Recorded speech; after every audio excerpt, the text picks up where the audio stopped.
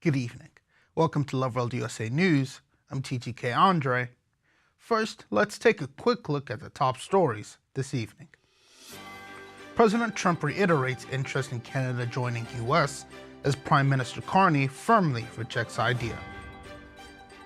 Supreme Court allows Trump's transgender military ban to take effect. Speaker Johnson says judicial impeachment's not off the table. Bondi announces historic fentanyl seizure, links cartel leader to U.S. drug operations. Friedrich Merz elected German Chancellor after second-round vote. And now to the news. President Donald Trump has reiterated his position and his suggestion that Canada could become the 51st state of the United States. He made this assertion during a meeting with Canadian Prime Minister Mark Carney at the White House. Carney rejected the idea, stating Canada is not and will never be for sale, emphasizing a focus instead on strengthening bilateral security partnerships. Trump told reporters that never say never applies to Canada's potential future statehood, citing past initiatives once deemed improbable that later materialized. He added that the United States continues to provide extensive support to Canada in areas including defense and economic cooperation. Carney responded by affirming Canada's sovereignty and said that while his government is committed to enhancing joint security efforts, Canadians have no interest in joining the U.S. The conversation follows recent statements by Trump in which he also expressed interest in acquiring Greenland and securing control over the Panama Canal.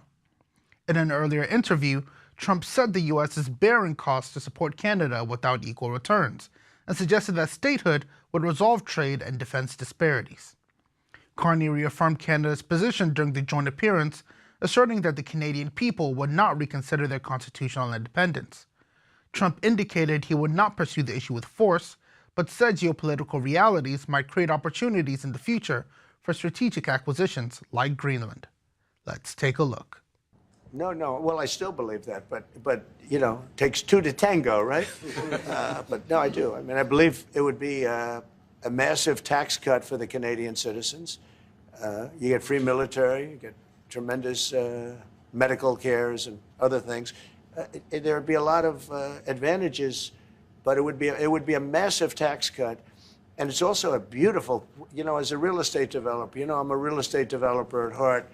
When you get rid of that artificially drawn line, somebody drew that line many years ago with like a ruler, just a straight line right across the top of the country. When you look at that beautiful formation when it's together, I'm a very artistic person, but when I looked at that beauty, I said that's the way it was meant to be. But you know, I do feel it's much better for Canada, but we're not going to be discussing that unless somebody wants to discuss it. Well, if I may.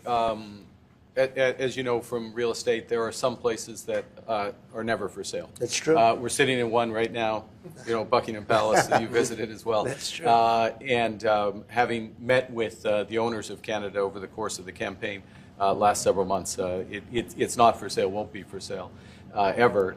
But the opportunity is in the partnership and what we can build together. And we have done that in the past. And part of that, as the President just said, is with respect to our own security. And my government is committed for a step change in our investment in Canadian security and our partnership, and I'll say this as well, that the President has revitalized international security, revitalized NATO, and us playing our full weight in NATO, and that will be part of it. That's true. And they have, I must say, Canada is stepping up the military participation because Mark knew, you know, they were low and now they're stepping it up, and that's a very important thing. But never say never. Never say never.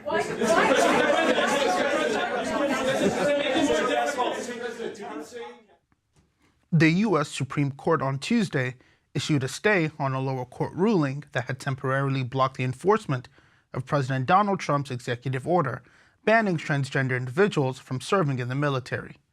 The decision enables the administration to proceed with the policy while legal challenges continue in lower courts. The executive order, signed in January 2025, directs the Department of Defense to revise existing guidance and remove policies deemed inconsistent with military readiness. It also calls for updated medical standards that affect transgender individuals' eligibility for military service. The administration has argued that the ban serves national interests by strengthening unit cohesion, discipline, and reducing associated medical costs. The policy was challenged in multiple courts, including federal courts in Seattle and Washington, D.C. In March, U.S. District Judge Benjamin Settle granted a preliminary injunction halting the ban, stating the plaintiffs had strong equal protection and due process claims. A Ninth Circuit panel denied the government's request to lift the injunction, which was later overturned by the Supreme Court's decision.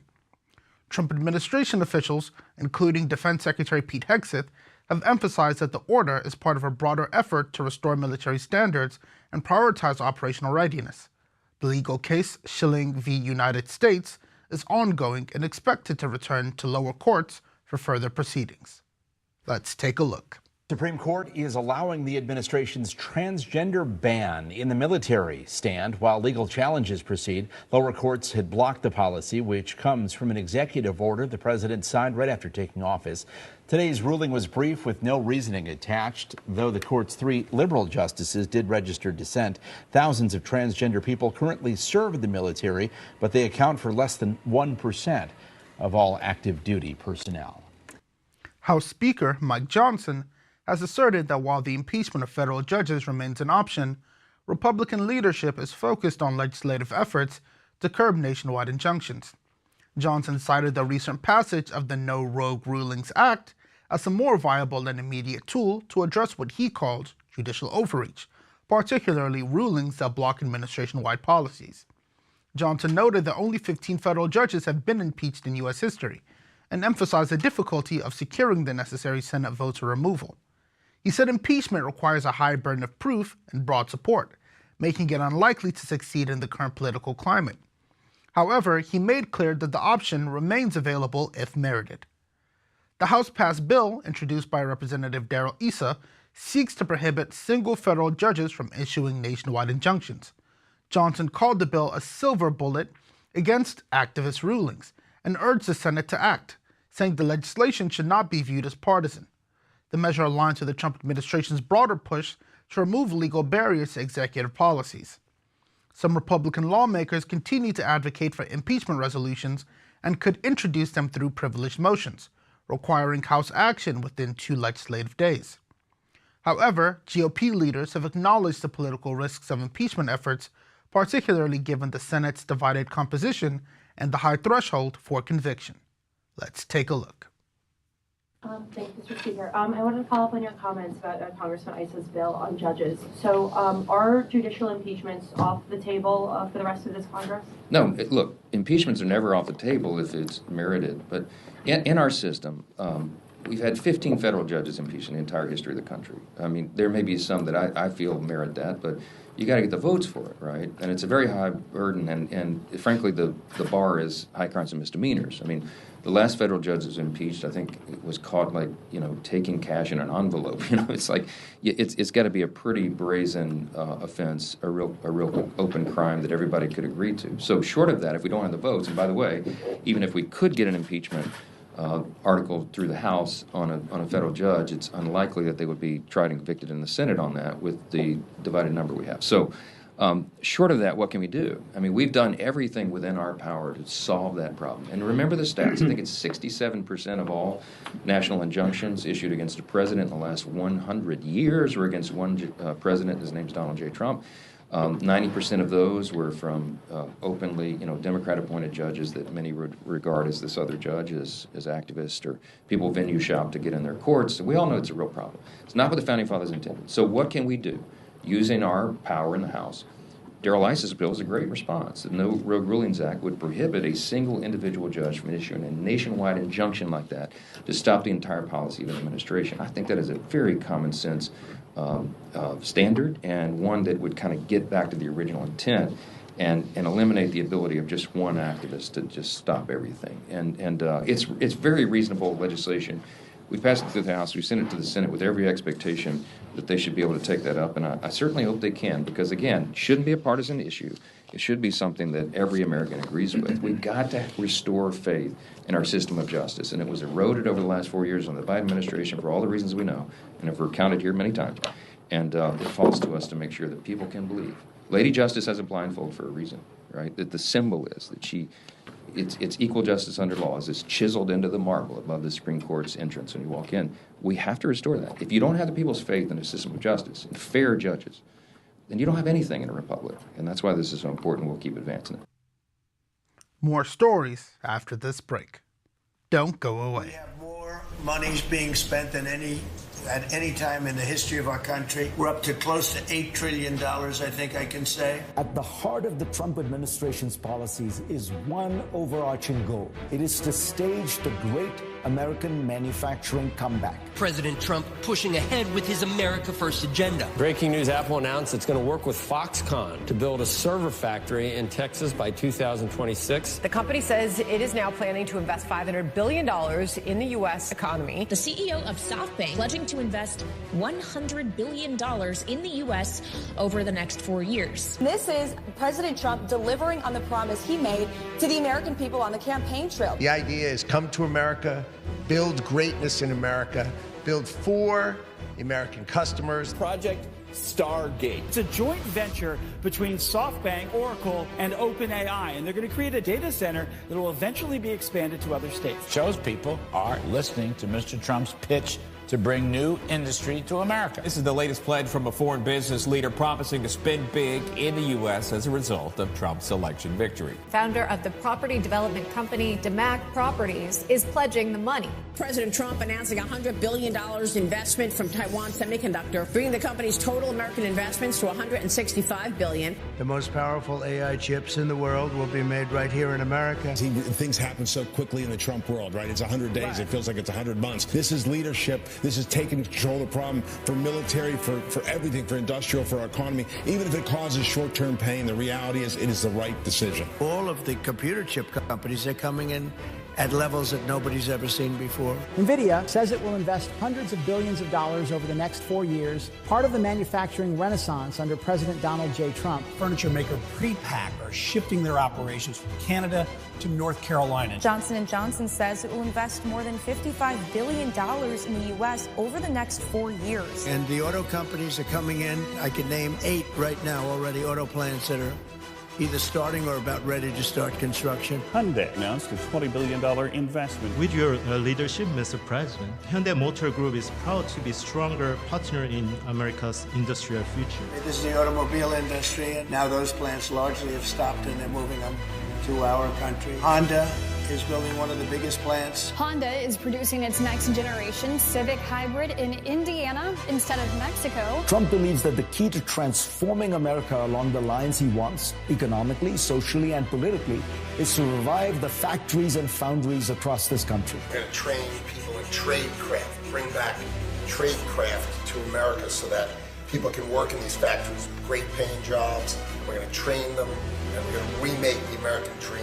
The trade story is certainly picking up speed here and pushing more countries to make these bigger investments. It's another example of the Trump effect. GE Aerospace announcing a nearly $1 billion investment into American manufacturing. Eli Lilly announcing plans to expand its manufacturing here in the United States. $27 billion additional spend, bringing our total to more than $50 billion. The money's rolling in, and this is in the past 60 some odd days, Charles. And these are deep-pocketed folks who want to have a relationship, and it's just smart moves. We are CMA CGM, one of the leaders in shipping and logistics around the world. Today, we are investing $20 billion. Foreign leaders from around the world, investors from Silicon Valley to Wall Street to Main Street have confidence again in our economy, in our markets, and in President Trump. The Trump effect this morning, a string of massive wins for American manufacturing. The numbers speak for themselves. Wisconsin-based Clarios is putting up $6 billion to expand its American operation. And what's driving these decisions? Well, President Trump's aggressive Made in America policies and his commitment to bringing industry back to American soil. This is exactly what Trump promised. America First is back. Welcome back. Attorney General Pam Bondi announced Tuesday that U.S. authorities have seized 11.5 kilograms of fentanyl, including approximately 3 million counterfeit pills marked as oxycodone. Bondi described the operation as one of the largest fentanyl seizures in American history. Authorities also confiscated 35 kilograms of methamphetamine, 7.5 kilograms of cocaine, 4.5 kilograms of heroin, $5 million in cash, and 49 firearms. 16 individuals were arrested in the operation, including 6 men who were confirmed to be in the country illegally. The alleged ringleader, Alberto Salazar Amaya, a high-ranking member of the Sinaloa cartel, was reportedly residing in Salem, Oregon. Authorities said the drug distribution network spanned multiple U.S. states, including New Mexico, Arizona, and Utah. Bondi credited the Drug Enforcement Administration and its state, local, tribal, and federal partners for the coordinated enforcement effort. Posters displaying the seized weapons and images of the suspects were shown at the Department of Justice press briefing in Washington, D.C. Bondi stated that those arrested will be prosecuted in the United States, emphasizing that the government intends to seek maximum prison terms. He indicated that foreign nationals convicted in this case will remain incarcerated domestically rather than be deported. Let's take a look. This multi-agency operation led by DEA with our local, state, tribal, and federal partners targeted one of the largest and most dangerous drug trafficking and foreign terrorist organizations in our country. The DEA seized 11.5 kilos of fentanyl, including an astounding approximately 3 million fentanyl pills, the largest seizure in our nation's history. These are the pills in the bags right there. The main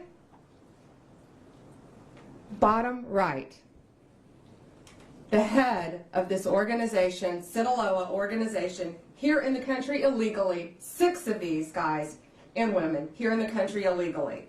His name is Alberto Salazar Amaya. He is the leader, and he was living in Salem, Oregon. With him, they got millions of dollars, cash, cars, but the drugs were in Albuquerque, Phoenix, and Utah. That's how insulated these drug dealer cartel leaders make themselves. This was an incredible operation, and that's why I wanted all of you here behind me. It took months and months of work, investigation, leading up to smaller buys, smaller cases, to get this massive amount of drugs and guns off our streets. $5 million approximately in cash, 35 kilos of methamphetamine. American food delivery firm DoorDash has reached an agreement to acquire British competitor Deliveroo in a $3.9 billion deal aimed at expanding its international footprint.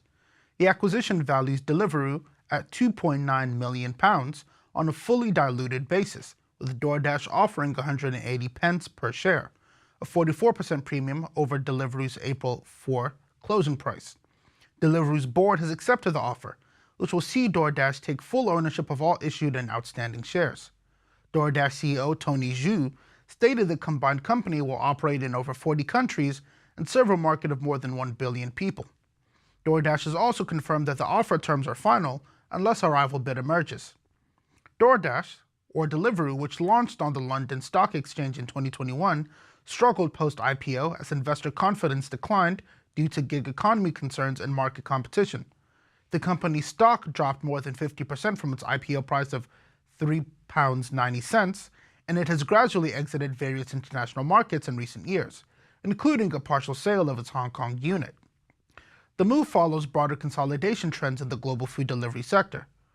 DoorDash previously acquired Finnish-based Volt in 2022 for $7.9 billion. Deliveroo's sale and other recent mergers underscore the industry's shift towards scale-driven operations amid cost pressures and post-pandemic demand stabilization. Watch this.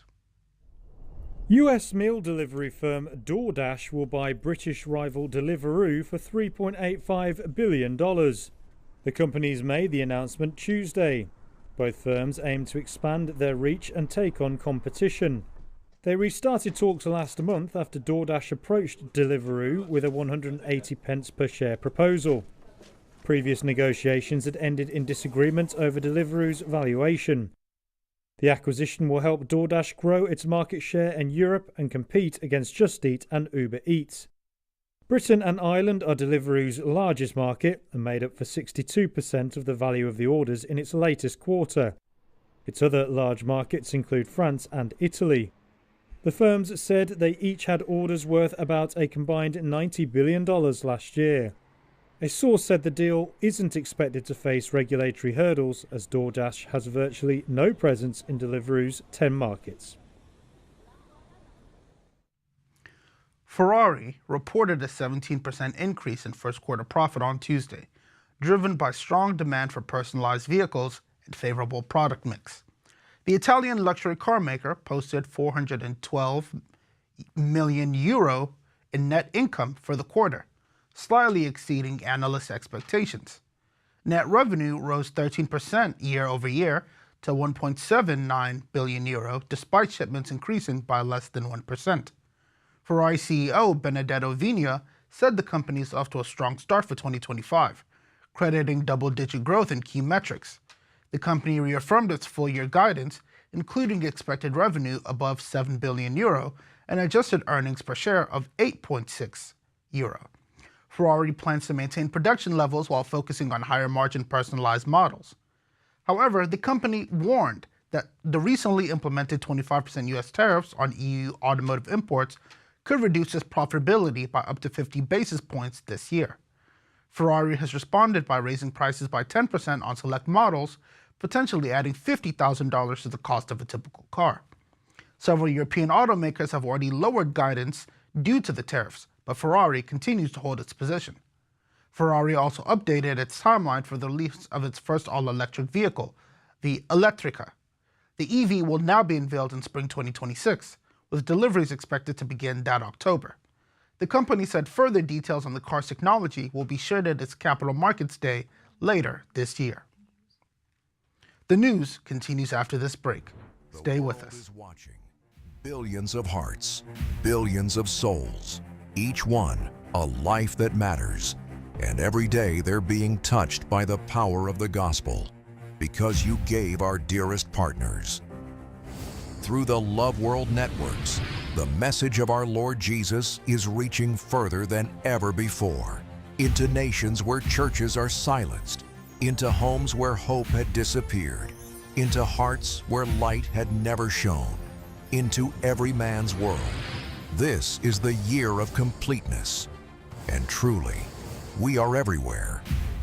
You, our highly esteemed partners, have taken your place in this divine mission, the mandate to complete the full preaching of the gospel in all nations of the world. Through your giving, our language-specific stations are now heard in corners of the earth where no preacher has ever stepped. You sponsored airtime that transformed lives, sending light into the darkest corners. You brought the Loveworld networks into homes, schools, offices, by tagging your names to our ministry programs, sponsoring our studio upgrade around the world, and ensuring Pastor Chris in 1 billion homes is a reality. In 2025, we are taking bold steps to complete the full preaching of the gospel in our time through our Pastor Chris in 1 billion homes project. Together, we are fulfilling Matthew 24:14, and this gospel of the kingdom will be preached in the whole world as a testimony to all nations, and then the end will come. We are marching forward, flooding the nations with the truth of God's word. Pastor Chris in 1 billion homes. No barrier is too high, no nation is too far, no home is unreachable, and the time is now. We call on our army of passionate partners across the globe. Be a part of Pastor Chris in 1 billion homes project today. Stand with the man of God. Stand with the Loveworld networks. Partner without limits. Let your giving echo into eternity. And together, let's flood the earth with the message of our Lord Jesus. For more information, please call the number showing on your screen. God bless you.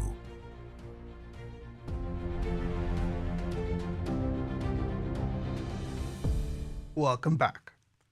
Christian Democratic leader Friedrich Merz has been confirmed as Germany's new chancellor after winning a second-round vote in the Bundestag, following an unprecedented failure to secure majority support in the initial ballot.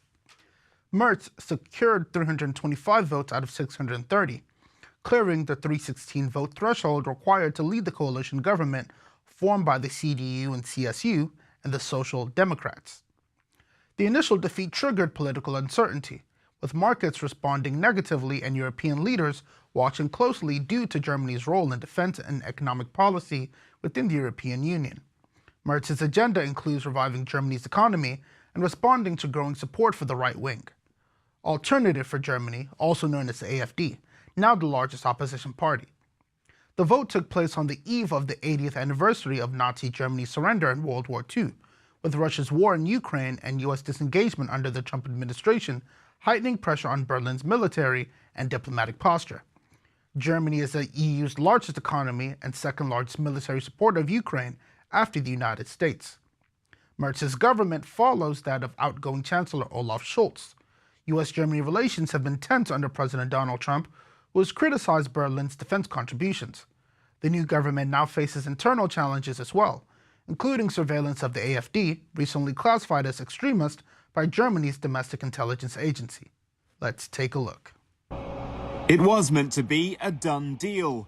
After intense coalition negotiations, Friedrich Merz, leader of Germany's Christian Democratic Union, should have had enough parliamentary votes this morning to make him the next chancellor. But the secret ballot process delivered a shock. Merz fell 6 votes short, becoming the first candidate to lose a parliamentary vote to become chancellor since democracy was restored in 1949.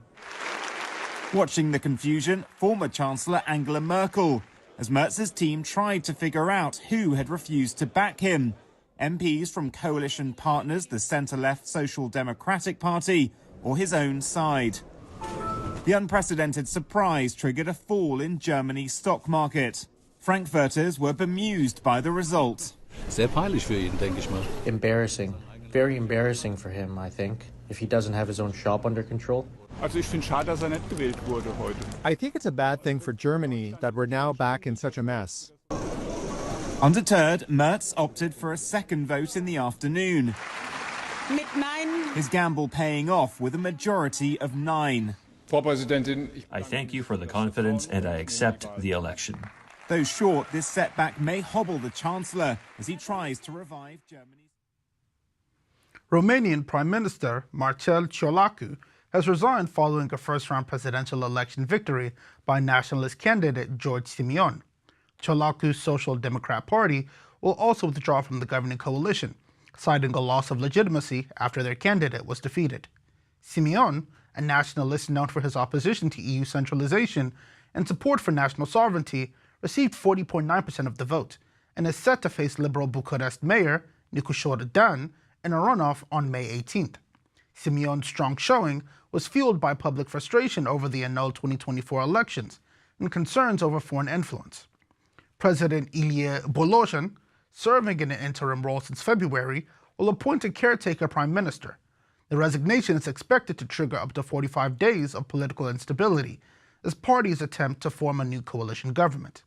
Ciolacu said the coalition's failure to present a unified presidential candidate prompted the decision. Simion, 38, has aligned himself with former and now current U.S. President Donald Trump and has pushed for policies emphasizing national identity and border integrity. His party has opposed a military aid to Ukraine and attracted high support from Romania's diaspora voters, particularly in Spain and the UK. Let's take a look. Romania's presidential race has once again plunged the country into chaos. Months after the historic cancellation of the previous election, the ruling coalition is pulling out of government. Their candidate for president, Crin Antonescu, came third in Sunday's closely watched rerun. We have seen the Romanian people's vote, which means that the governing coalition has no legitimacy, at least in its current form. I've proposed to my colleagues that we leave the governing coalition, which would implicitly lead to my resignation as Prime Minister. Ciolacu said his party will not endorse either of the top two candidates. The hard-right leader, Georgia Simeon, who is in the lead with 40% of Sunday's vote, will face the Liberal Bucharest mayor, Nikos Ordan, in the second round. Mr. Simeon, if he becomes president, he will want what is best for this country.